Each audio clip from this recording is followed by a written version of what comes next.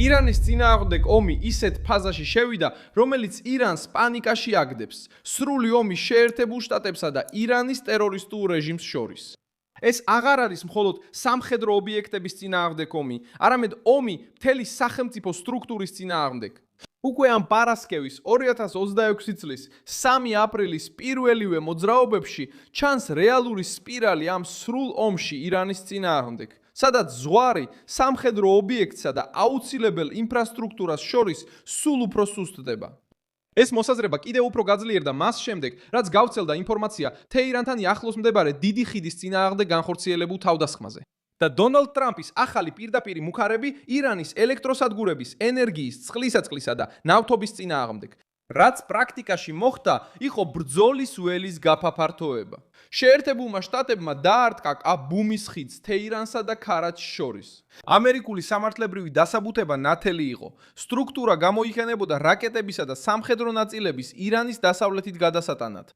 ამავე დროს ტრამპმა საჯაროდ დაიწყო საუბარი ირანის ელექტროენერგიის ინფრასტრუქტურაზე, ნავთობის საბადოებზე, კარდის კუნძულზე და თუნდაც დესალინაციის ობიექტებზე თავდასხმის შესახებ, იმ შემთხვევაში თუ შეთანხმება არ შედგება და ჰორმუზის სრუტე კვლავ დაბლოკილი ან შეზღუდული დარჩება.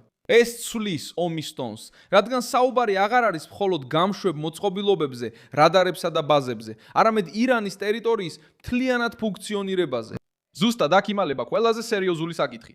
როდესაც ომი გამოდის, მხოლოდ აშკარად სამხედრო სამიზნეებზე კონცენტრაციიდან და იწყებს ხიდების, ენერგიის, წყლისა და ლოგისტიკის მიზანში ამოღებას, კონფლიქტი სხვა დონეზე გადადის. ტერმინი სრული ომი ჩნდება მაშინ, როდესაც სამხედრო ფრონტსა და სამოქალაქო სტრუქტურას შორის განსხვავება იწყებს გაქრობას და ახლა ეს კონტრასტი ძალიან მკვეთრია.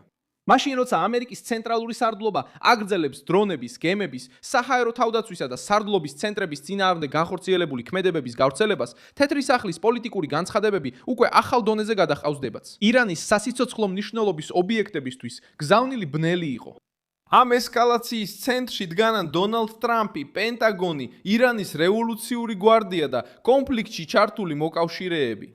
ირანის მხარესაც უკან და ხევა არ ყოფილა.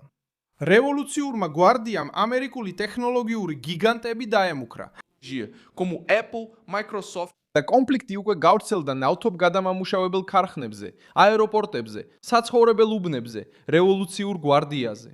Em outras nações da região. რა ხდება? ხდება ამ პარასკევს ირანული თავდასხმები მოხდა. გამოიწვია პასუხი ნავთობ გადამამუშავებელ ქარხანასა და დესალინიზაციის სადგურზე ქუვეითში. მაშინ როცა ამერიკელი ოფიციალური პირები უკვე ადანაშაულებდნენ თეირანს იმაში, რომ იყენებდა არა რევოლუციურ გვარდიას, არა უკან დახევა რევოლუციური, არა იყო თუ არა უკან დახევა რევოლუციური ამაში. ამიტომ ომი რეგიონული მასშტაბიდან გადავიდა, დაიწყო გლობალური ეკონომიკის დამუქრება.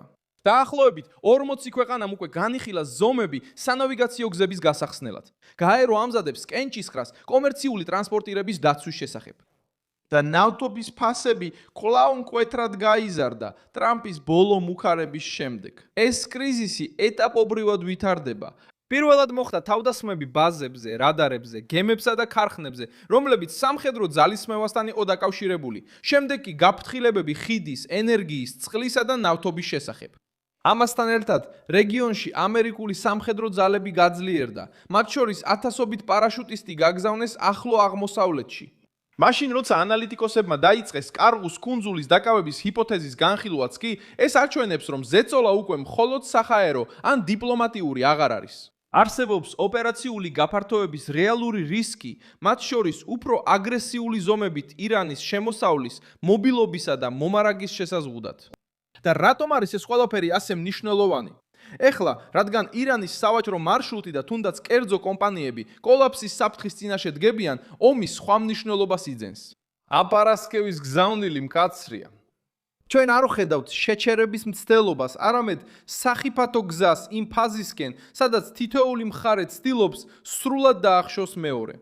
შეერთებულ შტატებსა და ირანს შორის დაპირისპირება შეიძლება აღარ იყოს მხოლოდ სამხედრო სამიზნეებზე მიმართული ომი და გადაიქცეს ომად მთელი სახელმწიფო სტრუქტურის წინააღმდეგ. ეს გამოიწვევს ჯაჭვურ ეფექტს სპარსეთის ყურეზე, ნავთობზე და მთელ მსოფლიოში. ეს მართლაც იქნება ტოტალური ომი შეერთებულ შტატებსა და ირანს შორის.